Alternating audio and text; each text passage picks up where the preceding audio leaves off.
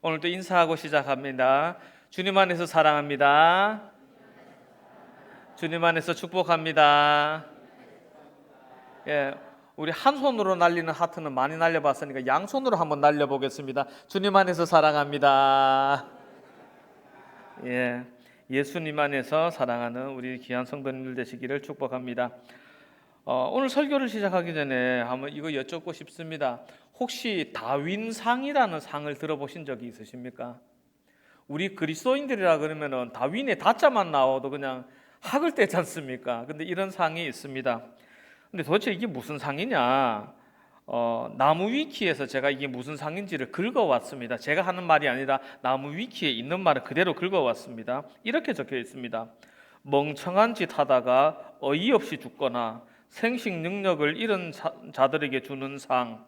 미국인 기자 웬디 노스컷이 인간의 멍청함에 대한 사화집을 만들려고 제정했다. 이름의 유래는 진화 생물학의 시조인 찰스 다윈의 이름을 딴 것이다 라고 적혀 있습니다. 도대체 이게 뭐 하는 상이냐? 아무튼 어이없는 상인데 이 상이 매년마다 수상자가 있는데 물론 이제 죽거나 그렇게 된 사람이니까 본인이 받아가지는 않죠. 어쨌든 간에 수상자가 나오는데 그 중에 한 명을 제가 소개시켜 드리려고 합니다.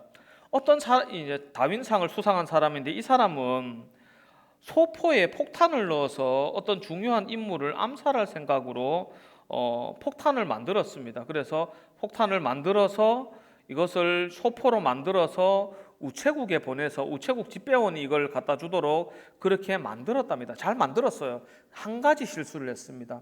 무슨 실수를 했냐면은 목표물에 주소를 안 적어놨어요. 소포에다 폭탄을 넣어놨는데 이게 목표물에 가서 터져야 이게 제대로 효과가 있는 건데 주소를 안 적었어요. 그래서 어떻게 됐냐? 집배원이 이걸 보고는 주소가 없어서 원래 집 주소로 반송을 시켰습니다. 여기만 해도 기가 막힌 노릇인데 어쨌든 간에 자기 집에 웬 소포가 와가지고 자기가 만든 것도 까먹고 그걸 또 열어보다가 터졌어요. 그래서 이 사람이 죽었습니다.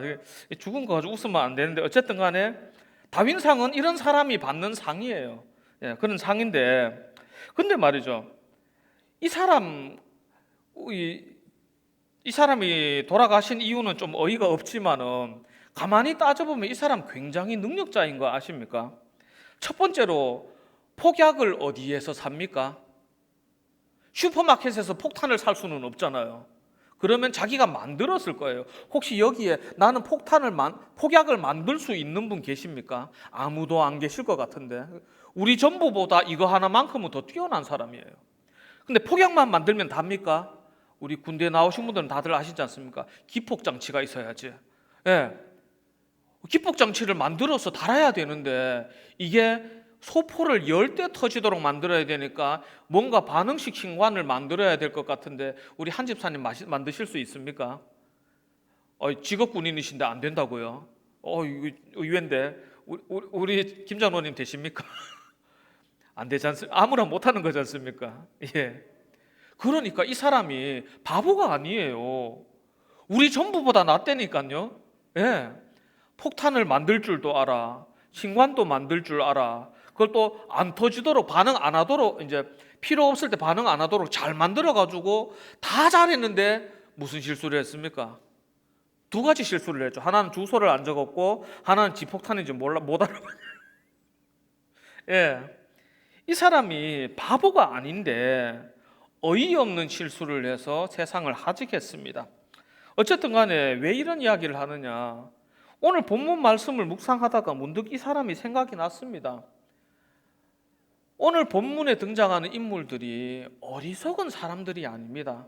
평범하게 자기의 인생을 진지하게 살아가던 사람이었습니다. 그러나 생각을 잘못해서 영 엉뚱한 방향으로 틀어지고 있는 모습들을 말씀을 묵상하다가 발견하게 됐습니다. 이것을 통해서 우리가 좀 배웠으면 싶어서 이런 이야기를 했습니다. 일단 오늘 본문에 얽힌 배경을 좀 설명을 해드리고자 합니다. 오늘 본문에는 전통적인 유대교 신앙을 가진 유대인들과 그리고 그 유대인들에게 박해받는 그리스도인들과 그리고 그 유대인들 속에 숨어 있는 엘리트 사도 바울이 있습니다. 이때는 아직 사도가 아니죠. 어쨌든 바울이 있습니다. 그렇게 있는데 먼저 유대인을 살펴보면 그렇습니다. 이 유대인들은 오늘 본문이 스데반이 설교를 마치고 나서 그 설교에 찔림을 받고 스데반을 쳐 죽인 직후의 이야기지 않습니까? 예. 이 유대인들은 스데반의 설교를 듣고 마음에 찔렸습니다. 찔렸기 때문에 스데반을 돌로 쳤던 겁니다. 자기의 잘못을 알고 있었다는 말입니다. 잘못을 모르면 찔릴 이유가 없어요. 진짜로. 그렇지 않습니까? 내가 화장실 갔다가 바지를 안 올렸는데 모르면 부끄러워할 이유가 없잖아요. 그걸 알아야 부끄러워할 수가 있는 일이니까 유대인들은 자기의 잘못을 알았습니다. 알았는데 잘못을 알고도 스데반을 돌로 쳐 죽이기까지 합니다. 왜 그랬을까요? 우리 그리스도인들은 잘 모르는 일이지만 유대인들이 말씀을 지켜오는 일은 굉장히 고된 일이었습니다. 우리나라가 일제 강점기 동안에 몇십 년 동안에 얼마나 많이 고통스러워했습니까? 얼마나 힘든 시간을 지나갔습니까? 그런데 이스라엘은 나라를 잃고 바벨론에 끌려가서 돌아오는 데만 몇 년이 걸립니까? 70년이나 걸립니다. 70년이나 걸리고 돌아와서 나라를 회복합니까? 그것도 아닙니다. 쭉 내려갑니다. 그냥 몇백 년이고 내려갑니다. 그 과정에서 고향에 돌아오긴 돌아왔는데 주위의 이웃들이 전부 적이에요. 굉장히 힘듭니다. 이 사람들은 그렇게 돌아와서 고통받으면서 후회를 합니다. 어떤 후회를 하느냐? 우리는 약속의 후손인데 하나님을 버려서 이렇게 고통받고 있다. 후회를 합니다. 후회를 해서 이 유대인들이 그 지난 후회를 바탕으로 말씀을 철저히 지키려고 정말 애를 씁니다. 흔히 유대인의 유명한 책 중에 하나가 성경이고 나머지 하나가 탈무드지 않습니까? 미시나와 미드라시 이야기하려면 좀 복잡하지만은 어쨌든 장로의 유전이 있습니다. 근데 이것이 얼마나 두꺼운 책인지 아십니까? 국내에는 출판된 적이 없습니다. 국내에 출판된 탈무드는 탈무드에 대한 소개를 적어놓은 책이고 실제 탈무드는 성경의 30배 가량 되는 분량을 자랑합니다. 성경 30번 읽을 정성을 들이면 탈무드 한 번 읽습니다. 눈앞이 캄캄하죠. 이것을 써내려가는 그 과정에서 얼마나 정성으로 써내려갔을지 저는 상상도 안 됩니다.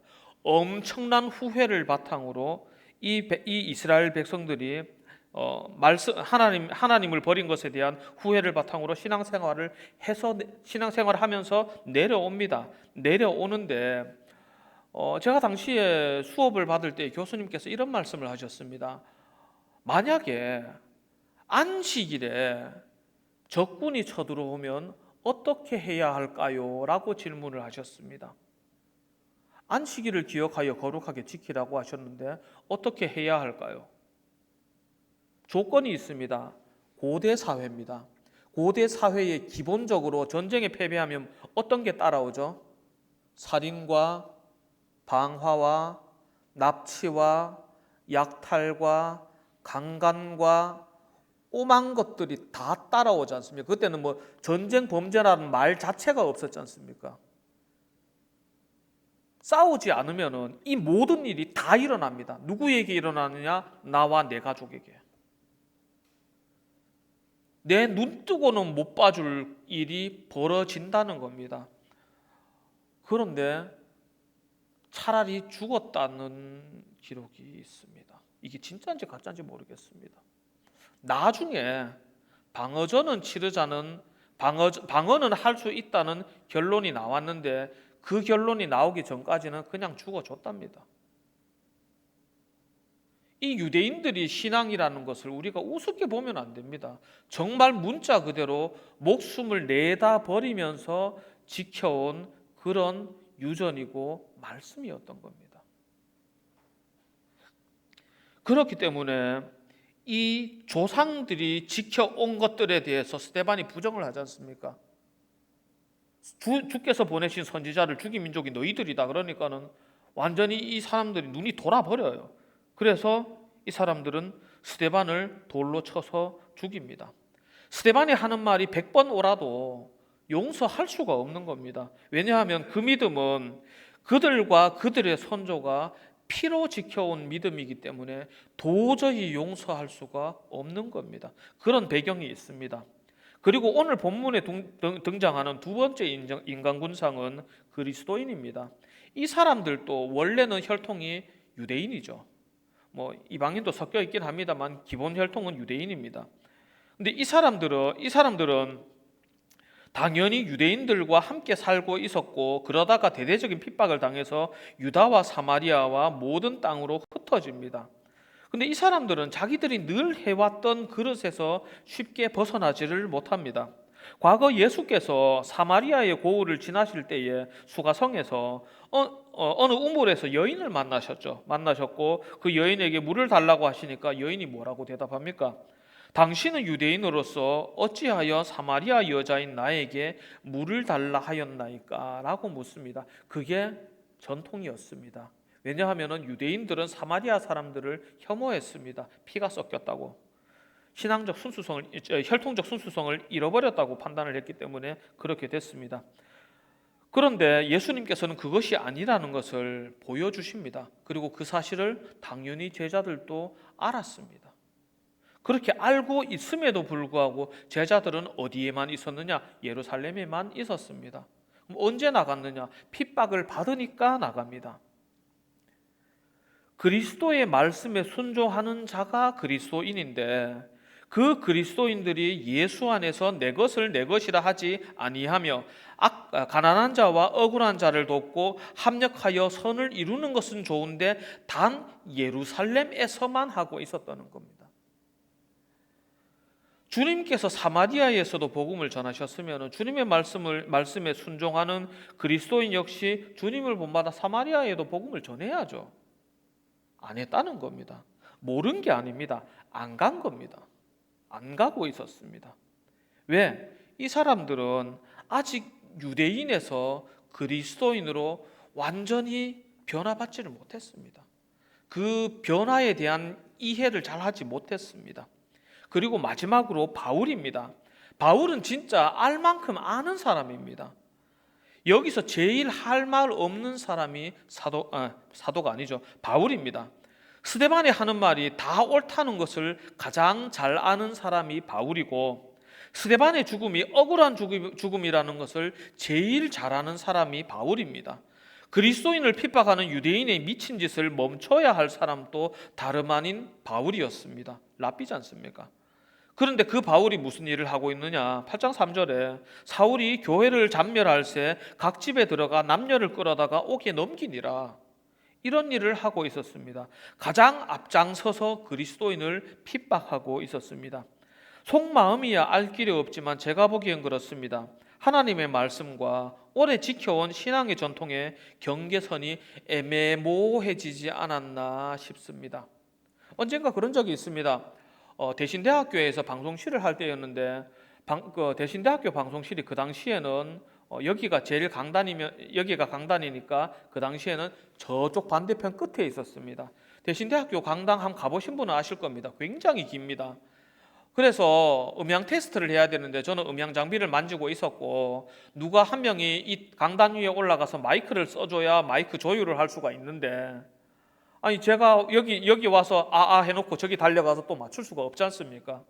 시킬 사람을 찾아보니까 아무도 없고 웬 자매가 한 명 있길래 여학생 보고 그 강단에 그 마이크 좀 소리 좀 내달라고 부탁을 하니까 그 자매가 이렇게 대답했습니다. 제가요? 네가. 저 여잔데요? 네가. 무슨 말인지 다 이해하셨죠? 옛날에는 어땠습니까? 강단에 아무나 못 올라갑니다. 완전 옛날엔 그랬지 않습니까? 강단 청소할 때도 아무나 못 올라갑니다. 남자만 올라갑니다. 남자만 올라가고 남자 중에 아무나 못 올라가죠. 안수집사 이상 되셔야 청소하러 그런 교회도 있었습니다. 예전에는 그랬습니다. 근데 이것이 신앙입니까? 그렇다고 말하기에는 어렵죠. 신앙과 교회에서 항상 지켜왔던 전통들이 너무 오래 내려오다 보니까 이게 구분이 잘 안 돼요. 둘 다 지켜오던 건데, 둘 다 같은 어르신이 똑같이 가르쳐 주시던 말씀인데 이게 하나님의 말씀인지 어르신 말씀인지 좀 구분이 안 되고, 어쨌든 하나님이 말씀이 됐건 어르신 말씀이 됐건 지켜야 되는 건 똑같아. 그러니까는 애매해져 가고 있었습니다. 그런데 이런 배경을 두고 오늘 본문을 한번 생각해 보겠습니다.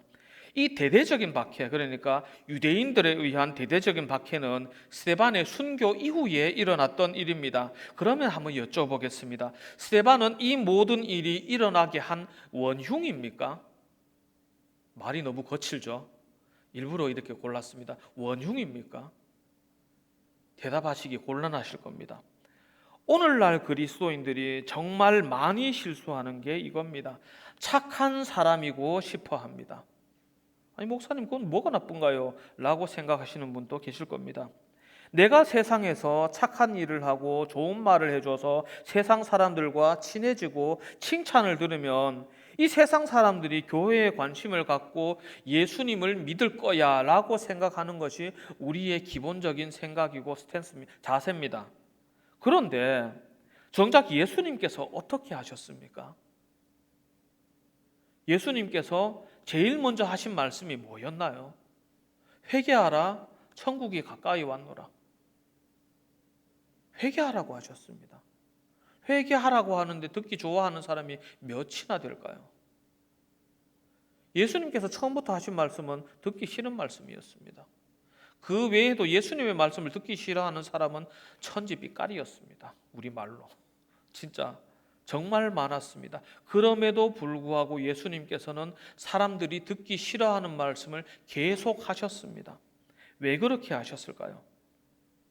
예수님의 가르침은 유대 사회에, 유대 공동체에 균열을 일으켰습니다. 그래서 파괴에 대한 고민입니다. 오늘 설교 제목이 균열을 일으켰습니다. 그리하여 유대인과 그리스도인으로 쪼개져 버렸습니다. 왜 그렇게 하셨을까요? 예수님의 말씀은 유대인의 삶에 파괴적인 영향을 미쳤습니다. 그런데도 주님께서 그 일을 하셨습니다. 왜 그랬을까요? 쉬운 예를 한번 비유를 들어드리도록 하겠습니다. 어린애가 있는데 얘가 밥을 안 먹어요. 근데 얘는 밥을 먹어야 돼요. 그래서 애가 싫어해도 억지로 먹였습니다. 이걸 어머니의 만행이라고 해야 되겠습니까?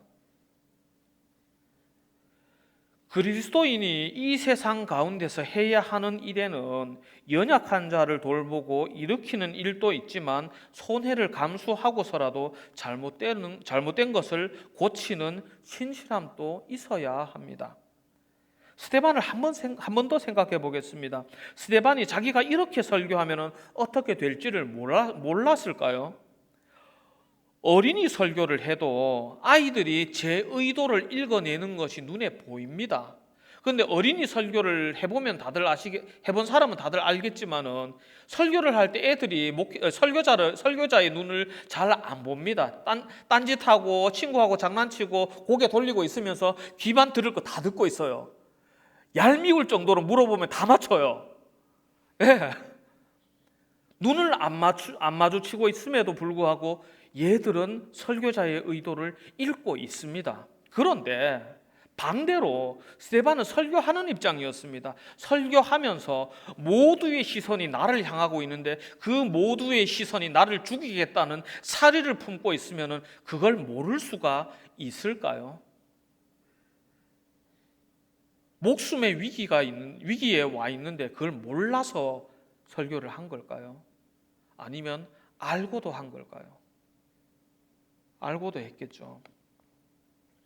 그렇게 설교한 스데반의 마음은 어떤 것이었을까요? 스데반은 위험을 감수하고 주의 말씀을 선포한 참 선지자였습니다. 그러면 그 스데반이 목숨을 희생해가며 해놓은 일의 열매를 한번 살펴보겠습니다. 유대인들은 스데반의 설교에 분노해서 그리스도인을 증오했습니다. 그리고 그 증오 범죄는 사울의 평생과 그 이후의 시간까지 쭉 이어집니다. 그 모든 일로 인해서 정말 이 유대인들은 그리스도인들의 적이 되어버립니다. 그리고 그리스도인들은, 그러니까 원래부터 예수님을 믿던 사람들은 이 일로 인해서 대대적인 박해를 피해 달아나면서 삶의 터전을 잃었습니다. 집도 잃었고 직장도 잃었습니다. 예루살렘 교회에서 잘만 예배드리고 있었는데 스데반 때문에 이제 그것이 불가능해졌습니다. 또 사도 바울은 그전까지는 랍비가 되는 엘리트 코스를 밟는 인물이었지만 스데반의 설교 이후에 사도 바울은 가장 앞장서서 그리스도인을 핍박하는 핍박자가 됐습니다. 스데반의 설교는 모두에게 파괴적인 결과를 남겨주었습니다. 그런데 이게 마냥 나쁜 일이었을까 한번 생각해 볼 일입니다. 그런 엄청난 부작용이 있었음에도 불구하고 스데반의 설교가 있었기 때문에 유대인들은 자기의 역사와 잘못에 대해서 다시 한번 돌이켜 볼 기회가 있었습니다. 여자분들만 한번 대답해 보십시오. 친구들끼리 모였는데 한 명이 못 본 사이에 살이 엄청나게 쪘어요. 엄청나게 쪘는데 그 친구가 물어봅니다. 얘, 나 좀 못나졌냐? 물어보면은 그래, 너 진짜 못났다라고 대답할 친구가 대답하는 것이 쉬운 일인가요? 어려운 일인가요? 굉장히 부담스럽죠. 그러면은 그럼 니는 뭐 어떻고? 그렇게 돌아오면 참 곤란해져요. 그렇다고 그냥 그래 뭐 별로 안 찐 것 같아 라고 덮어버리면 어떻게 됩니까? 영원히 모릅니다. 아무도 말 안 해주거든. 왜? 말해주면 내가 손해인데 누가 말해주겠어? 특히 나이가 어린 여자면 여자일수록 더 그렇지 않습니까? 제 말이 맞지요? 예. 유대인 사회에서 이 문제를 지적해 줄 사람이 몇이나 될까요? 대놓고 말했다가 돌에 맞아 죽을 수도 있는 이 일을 어느 누가 목숨 걸고 말해줄까요? 스데반에 이 일이 있지 않았으면 유대인에게는 기회 자체가 없었습니다. 엄청나게 파괴적인 결과를 초래하기는 했지만은 그게 있었기 때문에 그나마 살 가능성이 생겼습니다. 유대인들에게 엄청난 유익이 됐습니다. 그들 모두가 주님을 영접하지 않고 적대한 것이 아니라 그들 중에 일부는 주님 앞에 돌아왔습니다. 그러니까 스데반의 설교는 분명한 의미가 있었습니다.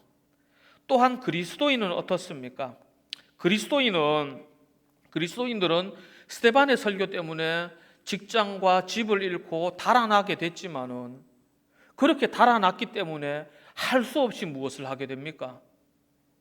주님께서 마지막 떠나시기 전에 주셨던 지상명령을 직접 감당하게 됩니다. 엄청나게 힘들었겠죠. 인생이 고달팠겠죠. 고생이었겠죠. 그러나 주님의 그 명령을 수행하는 그 한 명이 될 수가 있었습니다. 아마 인류 역사상 가장 역사적인 사명 아니겠습니까? 그리스도인들은 정말로 그리스도인으로 설 수가 있었습니다. 그게 아니었으면 천년 만년 거기에서 그러고 있었을지도 모를 일입니다. 그리고 사도 바울은 어떻습니까? 오늘 본문에서 제일 잘못 빗나간 사람이 바울이지 않습니까? 바울인데 만약 이 일이 없었다면 바울은 예상하건대 뭐 엘리트 코스 계속 밟아서 가말리엘 문화에서 랍비 돼서 잘 먹고 잘 살았을 겁니다. 단 예수 없이. 다메섹 도상에 갈 일이 없어요. 갈 일이 없어요. 거기서 예수님을 만날 이유가 없어요. 사도 바울은. 그렇기 때문에 스데반의 설교를 통해서 굉장한 나쁜 일도 있었지만 그보다 더 큰 좋은 일이 있었다는 것을 우리가 염두에 둬야 됩니다. 신약 성경을 읽어보면 유대인의 눈을 가리고 있던 것은 의외로 그 유대인들이 믿고 있었던 것들이었습니다. 예를 들어서 안식일에 대한 규례는 사실 굉장히 엄격한 것이었습니다. 인생의 7분의 1을 제한하는 규례이니까 부담이 안 될 리가 없었습니다. 더구나 배우지 않고서는 아예 알 수 없는 규정도 제법 있었습니다. 예를 들어 안식일에 풀밭에 앉으면 안 된다는 거 알고 계십니까? 풀밭에 앉으면은 내가 풀을 깔고 앉음으로 인해서 풀씨가 땅에 떨어져서 싹이 자라나게 하는 일이 되니까 결과적으로 파종이 된다고 풀밭에 앉지 못하게 했다고 합니다. 모르는 사람이 들으면 그게 뭔 소리냐라고 할 만한 이야기입니다. 또 이런 것도 있습니다. 안식일에 반죽을 하면 안 됩니다. 반죽하는 것도 일로 규정하기 때문에 안식일에 반죽을 하면 안 됩니다. 근데 우리는 실로암 사건 다들 읽어보셨을 겁니다. 예수님께서 실로암 연못에 그 맹인을 눈뜨게 하시기 전에 어떻게 하셨습니까? 침을 뱉어서 진흙을 반죽해서 눈에 발라주시죠. 그리고 나서 씻으라고 하시지 않습니까? 침을 뱉어서 진흙을 반죽하실 때에 이 안식일에 대한 규례는 유대인들 모두가 알고 있었을 테니까 모두가 무슨 생각했을까요? 예수님 저러시면 안 되는데 이런 생각했을까요? 안 했을까요? 했겠죠. 예를 들어 제가 오늘 설교하러 올라오면서 반바지를 입고 올라오면 다들 생각하셨을 거 아닙니까? 육목사 반바지 입고 올라가면 안 되는데 다들 그런 생각하셨을 거 아닙니까? 그런 이야기입니다. 다들 그런 생각을 했을 겁니다. 안식일에 대한 규례는 굉장히 빡빡하고 모두에게 선명하게 새겨져 있는 그런 것이었습니다. 그리고 그 사람들에 대한 예수님의 대답은 명확했습니다. 인자는 안식일의 주인이니라. 그 인자의 뜻이 무엇이었느냐? 안식일에 선을 행하는 것이었습니다. 그러면 유대인들이 안식일에 지키고 있던 규정은 무엇이었을까요? 사람의 편의를 위해서 만들어진 규정입니다. 성경 어디를 찾아보십시오. 안식일에 풀밭에 앉으면 안 된다고 적혀 있나? 반죽을 하면 안 된다고 적혀 있나? 안 적혀 있습니다. 그럼 왜 적어놨을까요?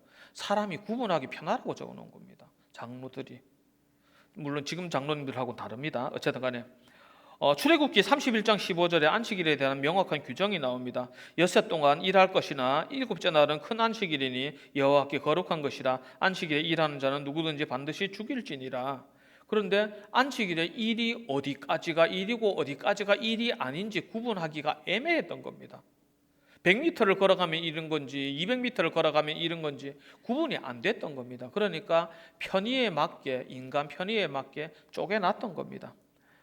그리고 사실 이렇게 쪼개놓은 규칙들은 어떻게 보면 불편해 보이지만은 다른 의미에서 보면은 선이 명확하기 때문에 선만 알면은 지키는 것이 더 편리합니다. 그렇게 지켜왔습니다. 지켜왔는데 한번 이것에 대해서 한번 고민해 보시기 바랍니다. 제가 해봤던 고민인데 우리 성도님들도 한번 고민해 봤으면 좋겠습니다. 어떤 초신자분이 예수님 처음 믿는 사람이 여러분에게 이런 질문을 하는 겁니다. 제가 정말로 구원받았다는 증거가 어디에 있나요? 뭘 보고 확인할 수 있나요? 라고 물어보신다면 어떻게 대답하시겠습니까? 주기도문 다 외우면 구원받은 겁니까? 사도신경 다 외우면 구원받은 겁니까? 성경 일독하면 구원받은 겁니까? 교회 1년 다니면 구원받은 겁니까? 대답하기 애매하실 겁니다. 예를 들어서 하겠습니다. 예를 들어 저는 이 질문에 대답을 안 해줍니다. 예를 들어서 주기도문을 외울 줄 알면 그 사람은 참으로 예수님을 영접하고 구원받은 사람이라고 제가 대답했다고 칩시다.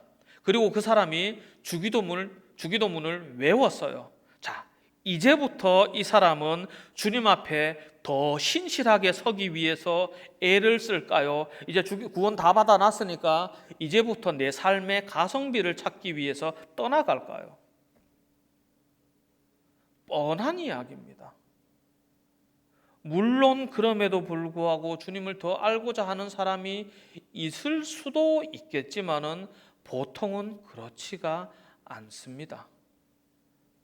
성경을 읽어보면 때로는 명확한 선이 안 보이는 부분들이 있습니다.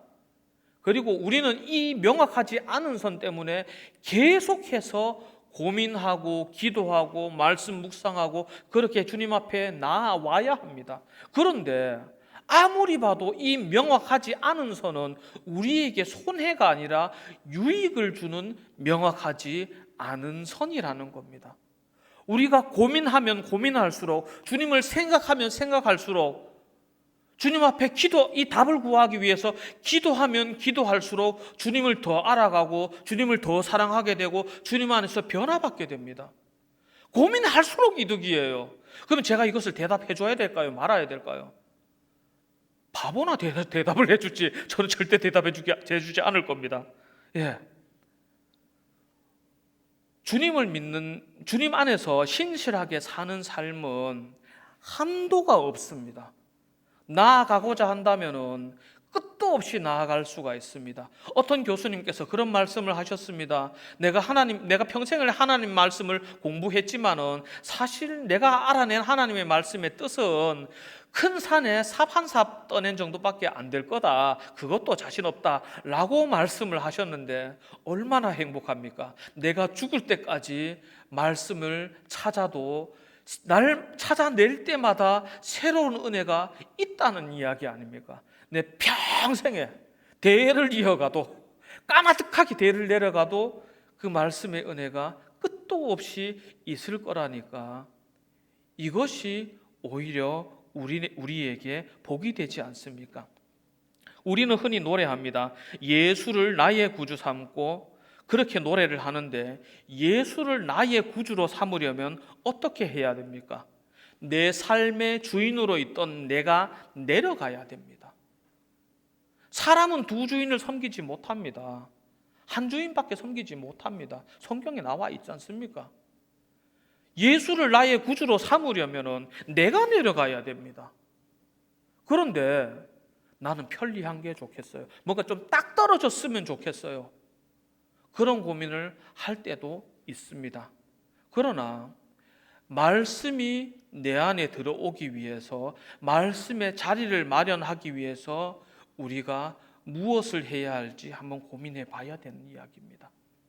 오늘도 그렇게 했습니다. 오늘 유초등부 설교를 마치고 예배를 마칠 때쯤에 헌금 기도를 할 때에 이렇게 기도했습니다. 이 친구들이 헌금 드리기 위해서 떼어낸 그 자리에 예수님의 그 마음을 넣어 주십시오. 그렇게 기도했습니다. 내 삶에서, 내 마음에서, 내 삶의 중심에서 뭔가를 떼내야 그 자리에 예수님으로 채워 넣을 수가 있지, 아무것도 안 떼내고는 채울 수가 없어요. 오늘 한국 사회가 굉장히 많이 격변하고 있다는 것을 느낍니다. 정치적으로도 매우 시끄럽지만 사실 그것 말고도 터질 것들은 줄줄이로 있지 않습니까? 다들 아시겠지만은 터질 문제들은 많기도 하고 적은 문제들도 아닙니다. 남녀 갈등 문제라든가 출산율 문제라든가 여러 가지 문제들 많지 않습니까?